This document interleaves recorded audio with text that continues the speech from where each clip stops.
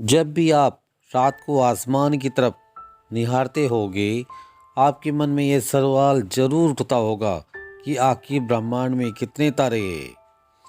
पृथ्वी पर जितने समुद्र तट है और वहाँ बालू के कण हैं, उनसे कहीं ब्रह्मांड में तारे हैं। यह दावा अमेरिका खगोलविद कार्ल सगन का है। उन्होंने यह बात एक टीवी शो में कही थी।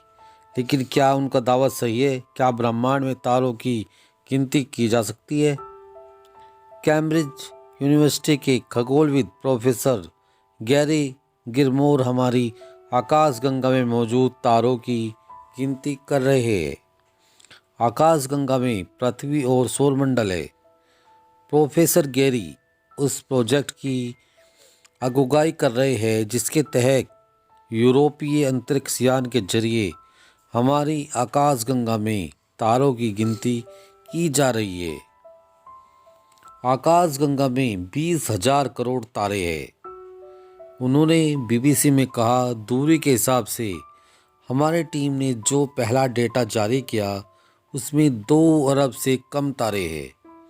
यह हमारे आकाशगंगा के कुल तारों का महज 1% है।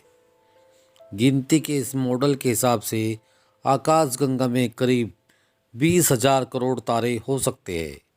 लेकिन यह सिर्फ आकाशगंगा की बात है। पूरे ब्रह्मांड में कितने तारे होंगे? ब्रह्मांड में 10,000 करोड़ आकाशगंगा है। ब्रह्मांड में आकाशगंगा की संख्या पता लगाने के लिए सबसे पहले यह पता लगाना होगा कि यह कितना चमकीला है। क्या अन्य सभी हमारी आकाशगंगा की तरह ही है या फिर हमसे अलग है? प्रोफेसर गैरी गिलमोर कहते हैं कि यह पता लगाने के लिए हमें आकाशगंगा की दूरी और आकार का पता लगाना होगा। इससे हम समझदारी बन सकते हैं कि ब्रह्मांड का विस्तार हो रहा है। इसे हबल लॉ कहते हैं।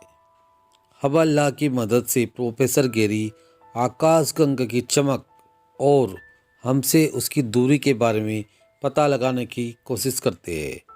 ब्रह्मांड में 10,000 करोड़ आकाशगंगाएं हैं और हर आकाशगंगा में करीब 20,000 करोड़ तारे हैं। आकाशगंगा में 20,000 करोड़ तारे हैं।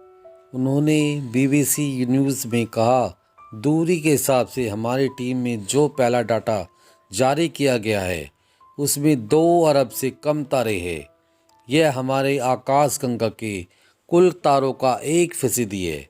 गिनती के मॉडल के हिसाब से आकाशगंगा में लगभग 20,000 करोड़ तारे हो सकते हैं।